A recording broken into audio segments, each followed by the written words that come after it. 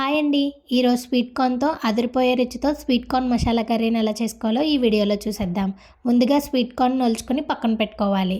ఇప్పుడు ఒక మిక్సీ జార్లోకి 1/2 టేబుల్ స్పూన్ వరకు మిరియాలు, 2 ఇలాచి, 3 లవంగాలు, 1/2 ఇంచ్ దాల్చిన చెక్క, 2 స్పూన్ల జీడిపప్పు, 2 మీడియం సైజ్ టమాటా ముక్కలు, 1/2 ఇంచ్ అల్లం, 4-5 వెల్లుల్లి రెబ్బలను వేసుకొని మెత్తగా గ్రైండ్ చేసుకొని పక్కన పెట్టుకోవాలి.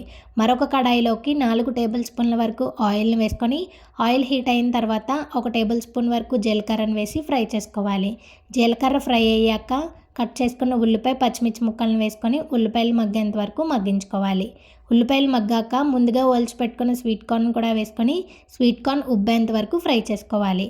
ఇలా ఫ్రై అయ్యాక రుచికి సరిపడే ఉప్పు, 1/2 టేబుల్ స్పూన్ వరకు పసుపు, 1/2 టేబుల్ స్పూన్ వరకు గరం మసాలా, 1 టేబుల్ స్పూన్ వరకు కారం, కొంచెం కరివేపాకును కూడా వేసుకొని మసాలాలు ఫ్రై అయ్యేంత వరకు ఫ్రై చేసుకోవాలి.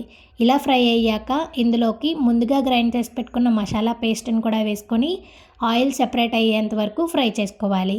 ఇలా ఆయిల్ సెపరేట్ అయిన తర్వాత 1/2 గ్లాస్ వరకు నీళ్ళని పోసుకొని మంటను మీడియం ఫ్లేమ్లో పెట్టి మధ్య మధ్యలో కలుపుకుంటూ మూత పెట్టుకొని 10 నిమిషాల పాటు ఉడికించుకోవాలి.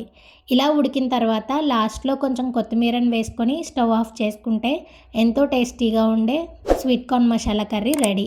మరి మీరు కూడా ట్రై చేసి ఎలా వచ్చిందనేది కామెంట్ సెక్షన్లో కామెంట్ చేసేయండి. ఈ వీడియోకి ఒక లైక్ ఇచ్చి సబ్స్క్రైబ్ చేసుకోండి. Thank you for watching.